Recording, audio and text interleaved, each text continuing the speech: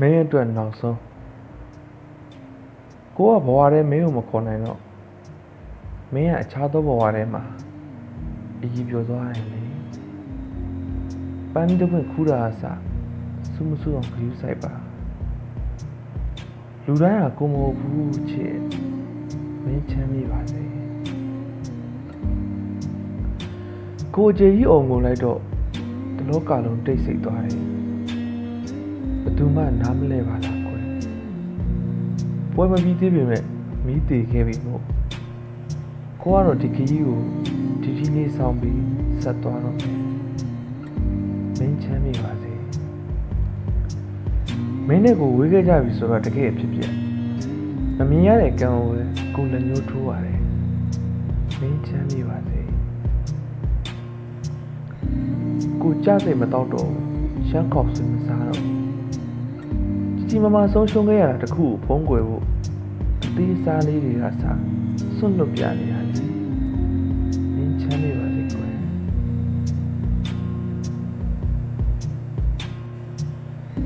ချစ်ချင်းမြတ်တာဟာမွေးနဲ့ဈေးချက်လို့မရဘူးလို့ကိုမွေးနေတာနဲ့ညစ်ကြေကြေတွေးလိုက်တယ်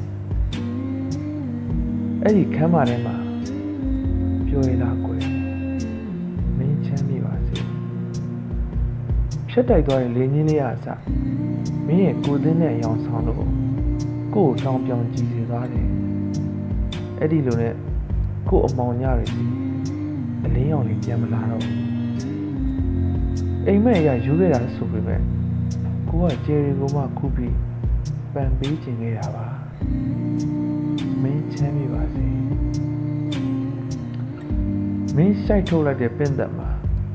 ကို့အတွက်ညှော်လင့်ချက်ငွေ့ငွေလေးများရှိရောမလားလို့ကိုတယောက်တည်းတွေးတိတ်တိတ်လေးကြည်ယူခဲ့ဘူးပါတယ်နာကျင်ချင်းဘုံမှာတောင်လူစားကိုကွင်မရသူမို့ကွင်မေးကနေပဲလက်ခုပ်တီးနေပါတော့မယ်မင်းချမ်းမြေ့ပါစေကွယ်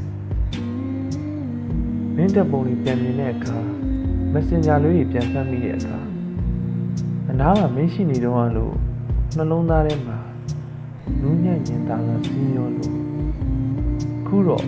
အရာရာအိမ်မက်လို့မနေ့တနေ့ကလို့တင်းရင်တို့တိုင်းလွမ်းတဲ့စိတ်မှာဒဏ်ရာဟာကိုယ်နဲ့အသားမကျသေးဘူးမင်းချမ်းမြေ့ပါစေကွယ်အမတ်တရဆိုတာအမတ်ရနေစေသူအတွက်တန်ဖိုးမဖြတ်နိုင်တဲ့နာကျင်မှုပါပဲခလုတ်တိုက်ခံရတဲ့ခဲလုံးဆိုပေမဲ့မင်းချင်ပါလေတွေးချဥတော်မအောင်စိုးရိမ်နေမိတာပါမင်းချမ်းမြေ့ပါစေကွယ်အမတ်တရများစွာကိုတကူချင်းစီကိုစုပ်ချဲတော့မတိစိတ်ကတိုးတိုးလေးရှိုက်တယ်အနားမှာဖေးမမဲ့သူလည်းမရှိပါဘူးကွယ်တိုက်ဆိုင်ရင်တော့တတိမရခြင်းနဲ့ကိုမလွမ်းပါနဲ့ချေမင်းချမ်းမြေ့ပါစေကွယ်အားလုံးပြီးဆုံးသွားတော့နှလုံးသားကစကနေမိသွားတယ်မာနကတော့ကိုယ်လက်ညှိုးထိုးလောက်ရနေပြီရဲ့မင်းရဲ့မမြင်ကိုယ်ရာကိုပြင်းမှုမိတာခြောက်ချားနေပြီရဲ့တကယ်တော့အတိတ်ကလာရောက်အောင်ပါချိုမြင်ခဲ့တာအမှန်ပါပဲကွယ်မင်းချမ်းမြေ့ပါစေချေခြေတော့ပေါက်စီတဲ့ဖက်နဲ့တရံလို့တိတိချာချာကြီးခန်းသားခဲ့ဘူးလေဆိုရင်တော့မင်းကိုနာကျင်စီတယ်ဆိုတာနဲ့အာနေပစ်ခဲ့ဖို့လုံလောက်ခဲ့တယ်မင်းချမ်းမြေ့ပါစေကွယ်